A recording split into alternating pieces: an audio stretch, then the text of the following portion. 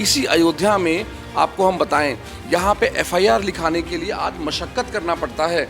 जाके मुझे स्वयं सोचिए आईजी एसपी उनसे लड़ना पड़ता है, तब जाके एफआईआर लिखाती है। तो कैसा राम राज है ये। और इसी अयोध्या में यहाँ पे 13 साल की लड़की का रेप और बलात्कार होता है, और इस समय जिनकी शासन सत्ता है उनके विधायक कुछ नहीं बोलते हैं। भाजपा में तो मोदी जी लड़ रहे हैं, तो मैं अगर ये बोलूं कि मेरी लड़ाई मोदी जी से है तो मैं कुछ गलत नहीं बोल रहा हूँ। 55 साल के वृद्ध ब्राह्मण को मार के उनकी हत्या कर दी गई, और इसी शासन प्रशासन के पास वो बच्चा गया 20 साल का, उसके घर में कोई नहीं था, किसी ने उसका एफआईआर लिखा नहीं। ड्योढ़ी बाजार डरा के धमका के शासन प्रशासन तोड़ रहा है, लोग अपने आशियानों को खुद से तोड़ रहे हैं, लेकिन महोदय जी कभी झांकने नहीं गए।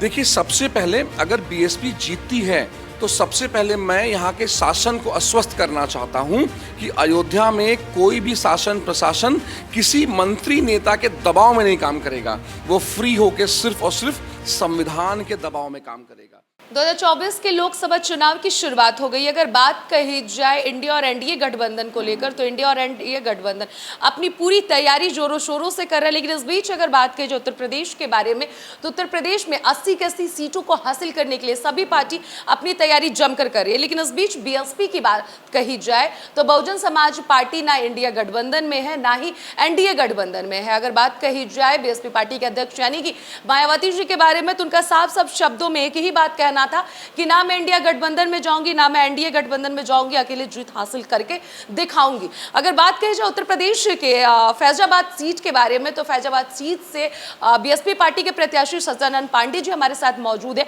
अब देखना ये होगा कि यहाँ पर लगातार 2 बार के लोकसभा चुनाव पर भाजपा अपना कमल खिलाते हुए आ रही है। एक तरफ साइकिल खड़ी है तो दूसरी तरफ बीएसपी पार्टी भी अपना चुनाव चिन्ह यानी कि हाथी का लेकर खड़ी है। अब देखना ये होगा कि क्या फैजाबाद लोकसभा सीट पर बीएसपी पार्टी जीत हासिल कर पाती है या फिर नहीं। सब मुद्दों पर हमारे साथ बातचीत करने के लिए सच्चिदानंद पांडे जी मौजूद है। सबसे पहले तो आपका टीवी 24 चैनल पर स्वागत जी, बहुत बहुत धन्यवाद आपका।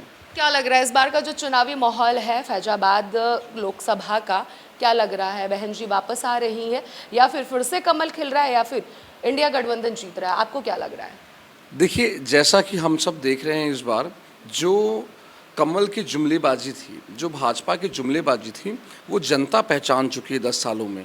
जनता ने इनको 10 साल दिया और जनता बहुत भली भांति जान चुकी है कि ये क्या करने वाले हैं। ये कहते कुछ और है, करते कुछ और है। इन्होंने स्टार्टिंग में वादा किए थे, भाइयों बहनों आपको 15 लाख रुपए आएंगे, ठीक है, जनधन अकाउंट होना चाहिए कि नहीं होना चाहिए। तो भैया आपने जनधन अकाउंट खुलवाएं, उसमें पैसे डलवाएं, पैसे तो किसी के पास नहीं आए। तो जनता आपकी जुमलेबाजी जानती है इस बार। तो क्योंकि 10 साल जनता ने आपको ट्राइड एंड टेस्ट कर लिया है, अभी जनता जो है फैजाबाद के अंदर, यहाँ पे मैं बताऊँ आपको, तो जो दोनों प्रत्याशी हैं वो दोनों प्रत्याशी यहाँ पे पहले से ही सांसद और विधायक हैं, और जनता ने उनको उनकी कॉन्स्टिट्यूंसी में देखा है कि कितना काम करते हैं। तो जनता इस बार चाहती है यहाँ पे कोई ऐसा प्रत्याशी इस बार आए जो जनता के बीच काम करे, और जो यहाँ का जो बेसिक मौलिक विकास है, जैसे स्वास्थ्य, शिक्षा, सुरक्षा, युवाओं का स्किल डेवलपमेंट और रोजगार के ऊपर कोई एक्चुअल ईमानदारी से काम करे। जनता ये चाहती है इस बार।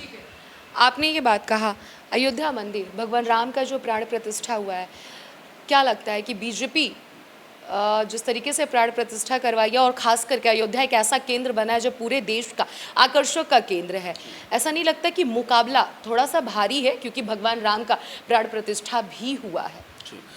देखिए, जहाँ तक मैं बात करूँ भगवान राम की, तो मेरी भी कोई हैसियत नहीं भगवान राम के सामने। लेकिन आप एक चीज़ समझिए, भगवान राम भी यही चाहते हैं कि अब अयोध्या में 500 साल के बाद कोई ईमानदार प्रत्याशी आए, और जो यहाँ की जनता है ईमानदारी से उनको छला ना जाए, उनके लिए काम किया जाए। तभी तो अच्छा राज आएगा, तभी तो राम राज आएगा। नहीं तो आप सिर्फ जुमलेबाजी कीजिए तो कहाँ से राम राज आएगा। इसी अयोध्या में आपको हम बताएं, यहाँ पे एफआईआर लिखाने के लिए आज मशक्कत करना पड़ता है। जाके मुझे स्वयं सोचिए आईजी एसपी उनसे लड़ना पड़ता है, तब जाके एफआईआर लिखाती है। तो कैसा राम राज है ये। अगर इसी प्रकार का रामराज होता है तो भैया मुझे तो ऐसा रामराज नहीं चाहिए और ना ही यहाँ की जनता को ऐसा रामराज चाहिए।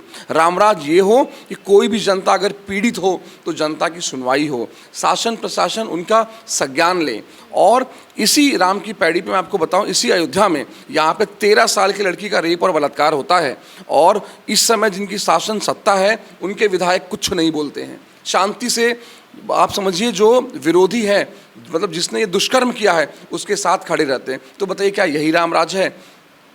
ये जनता पूछ। आप जिस तरीके से जो कमियां गिना रहे हैं और रामराज वाली जो बात बार बार कर रहे हैं, मैं ये जानना चाहती हूँ अगर बीएसपी जीत जाती है क्या क्या रूल रेगुलेशन लागू कर देगी? देखिए, सबसे पहले अगर बीएसपी जीतती है तो सबसे पहले मैं यहाँ के शासन को आश्वस्त करना चाहता हूँ कि अयोध्या में कोई भी शासन प्रशासन किसी मंत्री नेता के दबाव में नहीं काम करेगा, वो फ्री होकर सिर्फ और सिर्फ संविधान के दबाव में काम करेगा। ये मैं आश्वासन करता हूँ लोगों को। और दूसरी बात, जो यहाँ की जनता, उनको जो 5 मौलिक जो विकास चाहिए सबसे पहले वो उनको मिलेगा। यहाँ पे सबसे पहले स्वास्थ्य का जो मुद्दा है, अयोध्या में इतना बड़ा ट्रामा सेंटर है, प्रभु श्री राम की जो नगरी अयोध्या, तो मेरा ये मानना है कि ये ए ग्रेड की होनी चाहिए जो कि पूरे विश्व में संदेश जाता है इससे। तो कहीं ना कहीं आज यहाँ पे स्वास्थ्य की सुविधा भी बिल्कुल चरमरा गई है। यहाँ पे जो ट्रामा सेंटर में लोग जो आते हैं, पेशेंट्स आते हैं, वो भी कंधों पे लाद के जाते हैं। आपने वीडियोस फुटेज देखे होंगे। तो मेरा ये मानना है कि अगर यहाँ पे बसपा की सरकार या मैं आता हूँ प्रभु राम की कृपा से, तो यहाँ पे स्वास्थ्य की व्यवस्था मैं पहले दुरुस्त करूँगा। जी, सबसे पहले दुरुस्त करेंगे। समाजवादी पार्टी और भारतीय जनता पार्टी के जो प्रत्याशी हैं, इनमें सबसे ज़्यादा मुकाबला आप किससे देख रहे हैं? देखिए, मैं आपको सही सी बात बताऊं ईमानदारी से, तो भाजपा में कोई प्रत्याशी नहीं लड़ रहा, मेरा ये मानना है। भाजपा में तो मोदी जी लड़ रहे हैं। तो मैं अगर ये बोलूं कि मेरी लड़ाई मोदी जी से है तो मैं कुछ गलत नहीं बोल रहा हूं। और जहां तक बात है इंडी गठबंधन की, तो देखिए इंडी गठबंधन में जो प्रत्याशी हैं उनकी उम्र इस समय 83 साल है। बड़े हैं, बुजुर्ग हैं, वरिष्ठ हैं और मुझे उन्होंने आशीर्वाद भी दिया है। मैंने स्वयं उनसे फ़ोन करके एक दिन आशीर्वाद भी लिया कि बाबूजी आपका आशीर्वाद चाहिए, अब नौयुवकों को अब थोड़ा सा आप आगे करें। तो बाबूजी ने आशीर्वाद भी दिया। तो मैं कृतार्थ हूँ, उनका आशीर्वाद मेरे साथ है और जनता मजबूती से इस बार चाहती है कि यहाँ कोई ऐसा प्रत्याशी आए जो नए जोश और ऊर्जा के साथ अयोध्या के डेवलपमेंट की जो धारा है उसको तेज करे। अभी हाल ही में आपने भारतीय जनता पार्टी से इस्तीफा दिया और जो आपने पत्र लिखा था उसमें ये था कि अब मुझे इस पार्टी में घुटन सी महसूस हो रही है। हाल ही की बात है और उसके बाद से आपने बहुजन समाज पार्टी को ज्वाइन किया। इस बारे में क्या कुछ कहना चाहेंगे? देखिए, क्या होता है, जब कोई भी कार्यकर्ता जब अपना तन मन धन तीनों चीज़ लगा के जब ईमानदारी से काम करता है, और मैंने तो मतलब भाजपा के साथ मैंने मल्टीपल स्टेट्स में काम किया, महाराष्ट्र में काम किया, मध्य प्रदेश में काम किया। मध्य प्रदेश में विदिशा में मतलब मैं था और वहाँ पे मैंने काम किया। फिर आपके दिल्ली में मैंने काम किया और मैंने अपने पैतृक जो राज्य है उत्तर प्रदेश, तो 3-4 राज्यों में जब मैंने काम किया तो मुझे ये समझ में आया कि भैया अब मुझे कहीं ना कहीं ये इम्प्लीमेंट करना चाहिए जो मैंने सीखा है, समझा है और जो मैंने दूसरों के साथ किया है उसको इम्प्लीमेंट करना चाहिए। तो कहीं ना कहीं वो इम्प्लीमेंटेशन फेज़ को लेके जो मेरी कमिटमेंट्स थी संगठन से, भाजपा से, वो संगठन अपने कमिटमेंट्स पे पूरा नहीं हुआ और उन्होंने छल किया। अब वो छल किन कारणों के वश किया मैं उसके ऊपर उजागर नहीं करना चाहता। देखिए, सिंपल सी बात है, जब आपको कमिटमेंट दिया जाता है कि आप मजबूती से जो है आप लोकसभा में, आप बताइए अंबेडकर नगर कैटेगरी सी था, कैटेगरी सी होता है जो जहाँ पे भाजपा को कोई आशा ही नहीं होती कि वहाँ भाजपा कभी जीतेगी। मैं इसको कैटेगरी सी से कैटेगरी ए में लेके आया। लगातार 2 महीने मैंने वहाँ पे अवध में राम कार्यक्रम, उसके आसपास के जो ज़िले हैं सुल्तानपुर, आजमगढ़, गोरखपुर, अयोध्या, ये सारे ज़िलों में मैंने कार्यक्रम करके मैंने आप समझिए पूरे ज़िले को आसपास राममय किया था और लोगों में एक आस्था का विश्वास जगाया था। ये सिर्फ और सिर्फ संगठन के कमिटमेंट के बाद ही किया था मैंने। तो संगठन ने अपने कमिटमेंट पे जो है वो खरा नहीं उतरा। वो कौन सा ऐसा कमिटमेंट था, मैं ये जानना चाहती हूँ। हम लोकसभा लड़ाएंगे, ये कमिटमेंट था जी। तो आपके साथ ये कहीं ना कहीं बिल्कुल विश्वासघात तो हुआ या फिर? इसमें कुछ लोग थे जिन्होंने माता लक्ष्मी की कृपा से जो है कहीं ना कहीं उन्होंने चीज़ों को जो है मैनिपुलेट किया। ठीक है जी। जीत जाते हैं आप, लगातार आप स्वास्थ्य के मुद्दों की बात कर रहे हैं, शासन प्रशासन को लेकर आपने बात कहा कि एफआईआर दर्ज कराना होता है तो मुझे 50 बार खुद आपको स्वयं दौड़ना पड़ता है। सबसे पहले कौन सा कार्य करेंगे? ये तो आपने 2 कमियों को गिना दिया, इसके अलावा और कौन सा जो बेसिक मुद्दा आपको लगता है कि अयोध्या जैसे कि एक अपने आप में बहुत बड़ा पर्यटन स्थल बन गया है जब से भगवान राम का प्राण प्रतिष्ठा हुआ है, वो कौन से ऐसे कार्य हैं जो लगता है कि यहाँ पर सबसे पहले होना चाहिए? अगर आपकी पार्टी यानी कि आप यहाँ से जीतते हैं, कौन सा सबसे पहला कार्य करेंगे? देखिए, पहली बात तो हमको समझना पड़ेगा, ये लोकसभा क्षेत्र जो है ये फैज़ाबाद है। अयोध्या सिर्फ एक नगरी है, अयोध्या धाम। ये 2 चीज़ बहुत क्लियर होना चाहिए। तो इसमें क्या है कि जो मेरी लोकसभा है उसमें 5 विधानसभाएं हैं। तो 5 विधानसभाओं में जो सबसे बड़ी विधानसभा है दरियाबाद, जो कि जिला बाराबंकी में पड़ती है।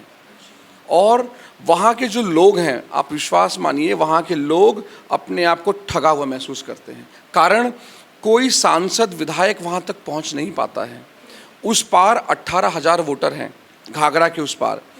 मैं जब जाता हूँ तो बोलते भैया आप तो आ गए, लेकिन हमने आज तक अपने सांसद महोदय को देखा नहीं है कि वो गोरे हैं, काले हैं, मोटे हैं या पतले हैं।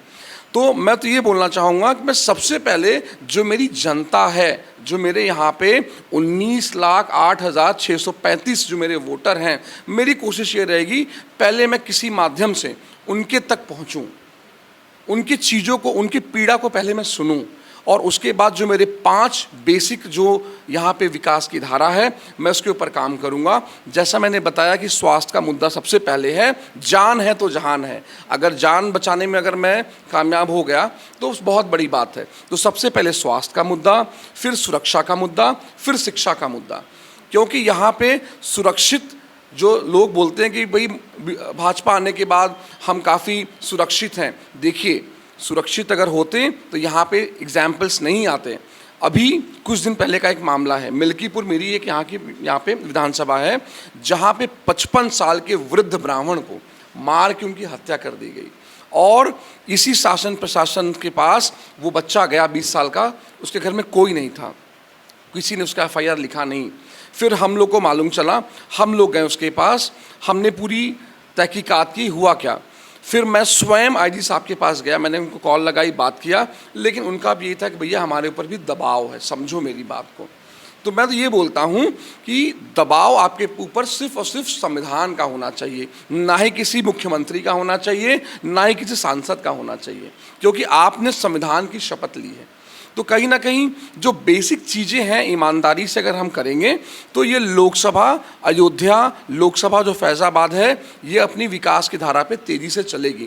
क्योंकि अब अयोध्या को, अब फैज़ाबाद को विकास की ज़रूरत है, क्योंकि ये एक इंटरनेशनल टूरिज्म स्पॉट बन गया है। यहाँ पे लोग बाहर से आते हैं। Expectation in terms of security should be very high. ठीक है, आज यहाँ पे सिक्योरिटी अगर मैं देखूँ तो वही नॉर्मल चीज़ें हैं। देखिए, नॉर्मल पुलिसिंग यहाँ पे है। अयोध्या कल भी छावनी थी, आज उससे डबल छावनी है, लेकिन हमें यहाँ पे स्ट्रैटेजिकल सिक्योरिटी डेवलप करना पड़ेगा। आपने ये बता दिया कि अगर आप जीत हासिल करते सबसे पहले जनता तक पहुंचेगा, उनकी पीड़ाओं को जानेगा, और बाकी की चीज़ें आपने गिना, शिक्षा, स्वास्थ्य, सुरक्षा। एक चीज़ और जानना चाहूँगी आपसे, बहुत ज़्यादा वक्त नहीं हुआ है भारतीय जनता पार्टी को छोड़े हुए। आपने खुलेआम ये बात भी रखा कि वहाँ पर उन लोगों ने जो आपसे वादा किया था वो वादे पे खरे नहीं उतरे, जिसकी वजह से आपने पार्टी से इस्तीफा दे दिया।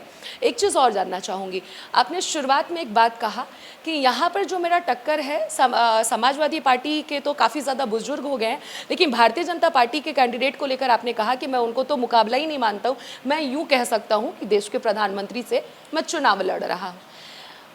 भारतीय जनता पार्टी के बारे में जो आपने बात कहा, घुटन सी होती है, वहाँ पर वादे नहीं पूरे किए जाते हैं, प्रधानमंत्री नरेंद्र मोदी को लेकर क्या सोच है आपकी?